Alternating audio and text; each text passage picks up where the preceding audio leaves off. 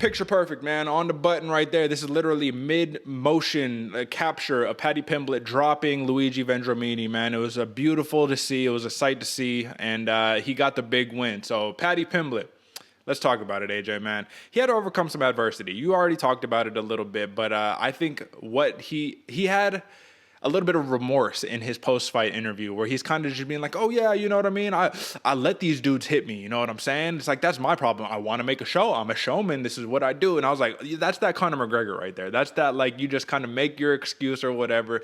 I told you from the jump, AJ. I said, Luigi Vendramini, watch out for this man's left hook. He has a mean power in his hands, and he's going to walk you down, man. He's going to come forward. He's going to come to fight, make it a dog fight. And he did that. And he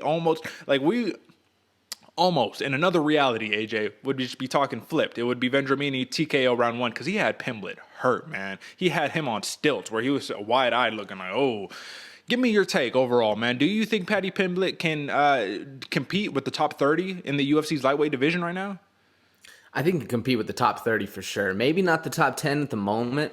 He does. What surprised me, we noted in the preview show, Derek, that Paddy Pimblett, he keeps his guard low, which, credit to him. Not punches are coming up from different angles. People aren't able to read it as well. But another thing we didn't see is he keeps his chin high. He's literally sitting there like an old school fighter, chin high, hands low. And that's why Vendramini caught him, man. He caught him with a dirty left hook. And he had, like you said, had him on stilts, had him wobbling a little bit. And I think that right there is what brought out the fire in Paddy Pimblett. And he thought like, okay, I need to go in there and get this finish. And credit to him for actually making it a turning the publicity into a stunt and saying, I let people hit me, blah, blah, blah. Nobody wants to get cracked with a left hook like that, man. You want to come out there and put on a star-studded show, leave with not a scratch on your face. But he almost got finished, man. Vendramini looked surprisingly well and did better than I honestly thought he was going to do. It was a good fight, man. What do you think? Well, it's just tough, man, because I don't agree with your assessment. I don't agree that he can compete with the top 30 right now, man. Right now, as it stands, Pimblett comes in at 70. Vendramini's around like 80-something in the lightweight division right now. And to see Pimblett almost get put out by a Vendramini who hasn't had no success in the UFC so far, or I guess he has one win in the UFC, but he's had very little success in the UFC so far, is just a little troubling because this is a double champ in Cage Warriors. This is a dude who's supposed to come in and compete right away, but he's kind of getting like the Mason Jones treatment, right? Because Mason Jones was the double champ in Cage Warriors. Now he is 0-1 with one no contest in the UFC. So Paddy Pimblett, at least he got a win on the board. That's what's important, man. But you're right, chin sky high. The striking, there's much to be.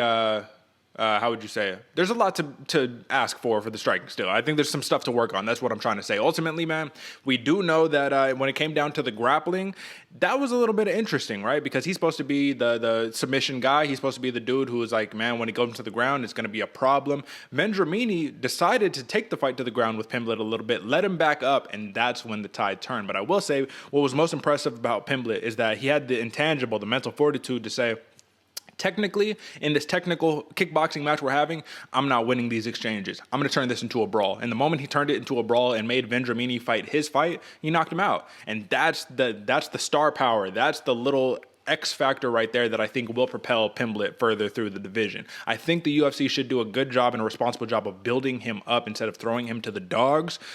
Just because you don't want to lose out on the star power that is Paddy Pimblett. Because listen, man, regardless win or lose, people are going to watch this man fight. I'm going to watch the man fight. I don't give a fuck. I'm watching. You know what I'm saying? I am a fan of Paddy the Baddy Pimblett. I just don't think that the hype matches the product at the moment. I think it can eventually, but at the moment, I don't think so. Nonetheless, very valiant effort by Luigi Vendramini, but Paddy Pimblett, he wins the UFC debut in dramatic fashion. 4 of his last 5 wins are via stoppage, and this is his 5th KO win of his career, man. And I wrote TKO on this. This was more of a knockout, man. He kind of just slumped Vendramini, where he was like, all right, I'm done. I don't want to fight anymore. So very impressive. Big win for Liverpool. Let's move on.